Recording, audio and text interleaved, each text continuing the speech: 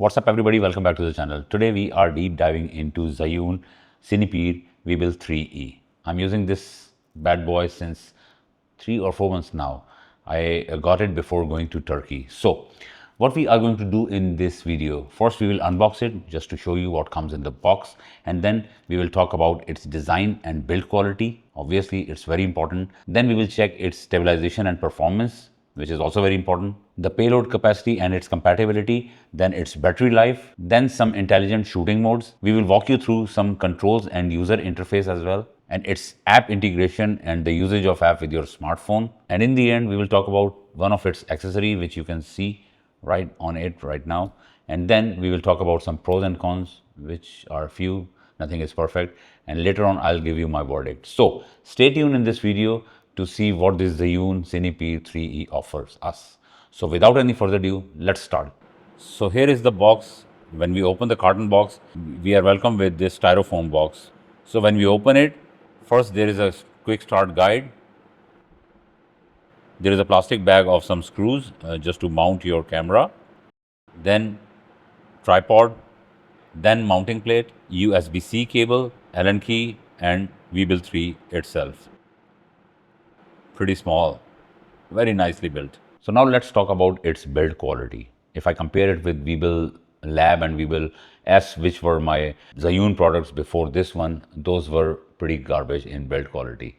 I only purchased those for their compactness. The same they did with compactness in this as well, but trust me, the build quality is night and day difference. This one is really very nicely built. The materials they use are awesome, superb. It looks very premium. Their metal parts, their rubber parts, their plastic parts are all superb. The controls are in very reachable position. You get this small screen which shows you each and every function which you are accessing. Then you have this mode button and then a record button, which we will talk about later. And on the right side, there is a button of power and then settings, and there is a scrolling wheel to access settings. And in the front, you will get this trigger button like every other gimbal, and then there is a wheel again which you can assign to different functions. You can assign different functions to this trigger as well. So there are all the locks there which are now standard in all gimbals. You can lock your pan, tilt axis and roll axis just to move around. Then there is a very good mode which is portrait mode. First time in life, this just because of this portrait mode, this gimbal was very well compact for me to put it in my camera bag, because we can take out this plate, this mounting plate, and we can attach it in portrait mode. So just because we can take it out, it's very easy to put my gimbal inside the bag, and then that plate and different stuff with it attached, we can put it separately. Before that, it was all attached, so it was very hard to put inside our bag. And not only that, they have used very premium materials and build quality is awesome, but I don't know how they maintain the weight of this thing up to 1 kilogram. I mean, it only weighs 1 kilogram, and the size of this thing is of your A4 paper sheet, which is, I mean, amazing. I just cannot believe it. Before buying it, I was very hesitant that whatever they are saying, it's not possible at all. But after seeing it in person, it was mind-blowing that how good it is, how premiumly made it is, and how compact it is. So after design and build quality, let's talk about the payload. The payload, Zhiyun claims that it takes 3 kilogram of payload. I didn't weigh anything, but my setup is Sony FX3 and Sony A7 IV along with Sony 16 to 35 f2.8 GM1 and Sigma 24 to 70 DGDN f2.8 Art version 2. And both of these cameras with both of these lenses accommodated nicely on this gimbal. I faced no problem. I faced not a single thing that the motors are making any sort of noises and they are like jittering and doing things like that. So I must say they have put some really strong motors in this small form factor. That's mind-blowing. It offers you wide range of shooting modes. They have pan follow, lock, follow mode, POV, and then vortex mode. I usually use pan follow, and then recently I started using lock mode. It's very good. I'll make another video. I made a video previously about different shooting modes of your gimbal, but I'll make the new one and telling you the different ways of using your gimbal, because I'm keep learning new stuff. So now my favorite mode is pan follow, follow, lock, and sometime POV. I use three of these modes a lot. So after this, let's go through some controls and user interface. So this is the screen in front of it. It's a joystick on the left side, then a mode button and a record button. Because you can pair it with your camera via Bluetooth. There is whole compatibility list, which I'm going to attach in my description. All right. On the left side, there is a power button and the menu button, and there is a scroll like I told you before. So now let's first go through these menus. So to access the menu, you just click it and then you go into the motor setting. You can do manual motor setting, or you can leave it on the auto, which I do is always auto. Then there is an advanced feature. Through this feature, you can change speed, smoothness, deadband, tracking, or you can put it to default if you have changed it previously. Then you press menu button again to go back. Then there is all Bluetooth shutter, and it says if you want to connect this camera. I don't want to, because right now I have my A7 IV on it. We go back, then we change wheel function. This wheel function is the wheel in front, so we can change functionality on this as well and this trigger as well. So we are going to see what it is offering us right now. So the functionality you can change on the wheel is put the e-focus, e-zoom, AV, TV, I mean your exposure, shutter, or maybe your iris, and then use it to change the pitch, means up and down of your camera like this. I have assigned it to pitch. We can assign to roll, then yaw, or we can keep it off so we don't shift it accidentally while using our gimbal. We go back and then we have another function, that is wheel set. Now we can set up the wheel. We want to use it reverse sensitivity as well, low, medium, high. I keep it to the low. Another one is this joystick. With this joystick, you can pan, tilt, and rotate these all axes. Then there is a trigger setting as well. As I showed you before, that there is a trigger button in front of the gimbal. When you click it, it gives you different options. If you want press it, then which function it should use. So I kept it on follow mode, right? We go back, then we go to vortex mode. In vortex mode, we can change the speed, we can change the direction, we can change the angle, and then we say start. It says us then go to vortex mode. I'll also tell you how we change different modes in a while. Then we go back, and then there's a trajectory. This function is very good for moving time lapses. I mean, you set all the points, point A, B, or C, and then some mode like you want to shoot video or photo, and then you set up all the points and time, then preview, then press start. It's going to start from point A to and end up to the point B, and then it's going to record a video or take photographs as per your settings. Then you go to angle. In angle, you can adjust the pitch. If your gimbal is not 100% with the horizon, you can change its angle a little bit with some degrees. And then the other one is the roll, the same with the roll. Then you go back and then you change everything to default. Then maybe it's a language. We are in English. You can change it to any other language. Then about, it shows you the version and each and everything. So this is your menu section. The screen shows you the battery, the Bluetooth, if it's on or off, and it also shows you in which mode you are right now. We are in pan follow. We click this M button. This is a mode button. We click it once. It takes us to lock mode, follow mode, and pan follow. These three modes are accessible with one click. If we click twice, it takes us to POV mode.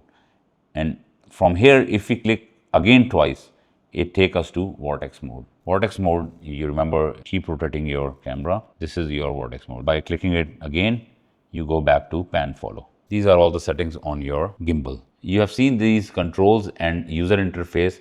Now let's go through its app, what we can achieve with this app. To connect it with your smartphone, you need to have ZY Play app. You click it, let's open the app, just connect now. It's connected, it says enter now. Now we are in the app. What we can do with this app, joystick we are using, we can change to pano, time lapse. Here we can set up the time lapse, things like that.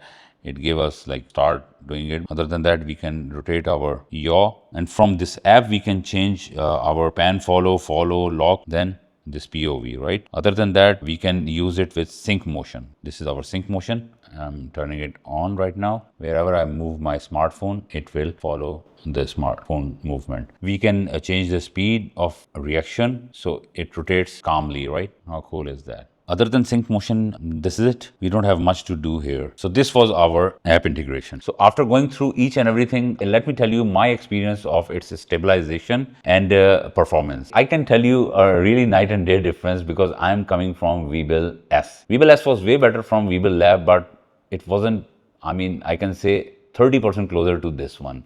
This is night and day difference. The stabilization is superb, especially with the setup which I have, as I told you before, the cameras and lenses.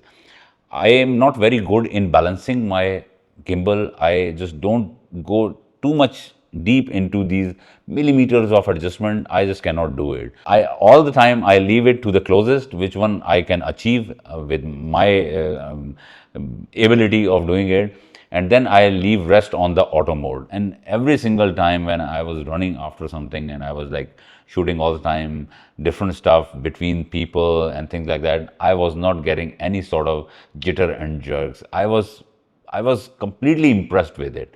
It was mind-blowing using this gimbal. I couldn't actually digest it, that having such a small thing, just a lightweight thing, and getting a very nice result with it. Because previously when I was thinking about switching from my Weebill S, I always considered Ronin and these DJI gimbals, but I never took a decision just because of having a heavy one, because I cannot shoot with the heavy ones because of my upper back problem.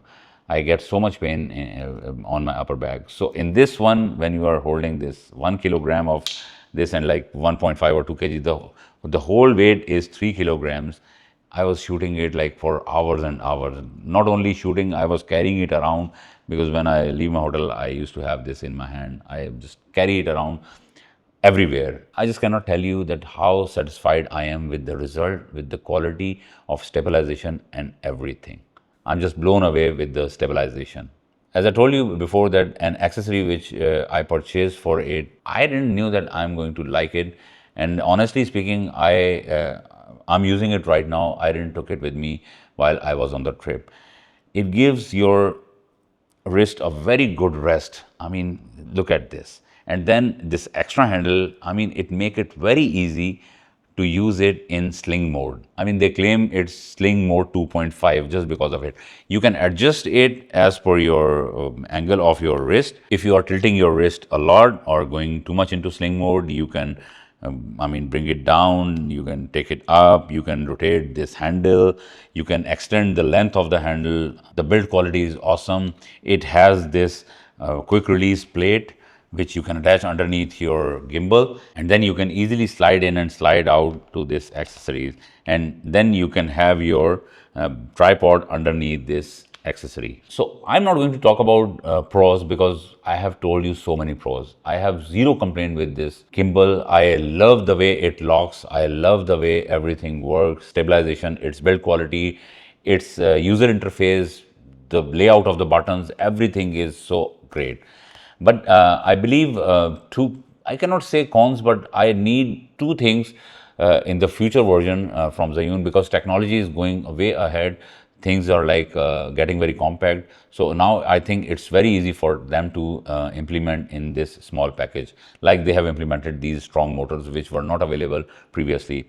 One thing I love to see, just like DJI Ronin, I guess, when you just turn it off, it just rotate and lock all the axes automatically. When you turn it on, all the axes unlocks and it gets ready for the shooting. You don't have to lock and unlock manually. And then the other thing which I love to see is this sliding plate from which we balance our gimbal. We slide it to the front and back, because it doesn't have any gear sort of or small grooves in it, so you can easily do the micro adjustment. Like I guess I don't know, maybe DJI did it with some of their gimbal. I don't remember it, but it was very easy to do some micro adjustment by rotating a small knob which they gave on the side of it, and with that you achieved a very good result of balancing it. I love to see that in the future model. Right now I am enjoying it and I have zero complaints about it. Those are not up cons, those are the improvements which I want to see in future model. Let's talk about the battery life. The battery it has is 2600 milliampere hour battery, and if you charge it on a normal USB-C charger, it's going to charge from 0 to 100 in almost 3 hours, and if you do the fast charging it will take like 2 hours. And now the backup of the battery. During my 14 or 15 days of trip, I used it for like 6 or 7 days continuously, and most of the time I left it on all the time, not to go into locking and unlocking and turning it off and on, because you know when you are traveling and you are capturing the live moment of people, then you don't have this type of time. So I kept it on for like 2 or 3 hours, and so and every single day I used it for 2 to 3 hours, and when I came back it was on the on 3 bars, still on the 3 bars. I didn't have to charge it, and I was very good. So I kept it here. Then I used different features and functions. Then I drained it by myself, just to have a full drainage of the battery, and then charge it. I don't use it more often, but whenever I use it, it's always charged. I'm taking it out of like 15 or 20 days. Now it's showing me all 4 bars. I guess it shows 4 bar. Yeah. 4 bar. So the battery life is awesome. They claim 16 hours. I believe it's 16 hours. So guys, this is it. I hope we have covered everything. I have told you each and everything about this gimbal. If you like today's video, give me a thumbs up and subscribe to the channel. See you in the next one. Till then, peace.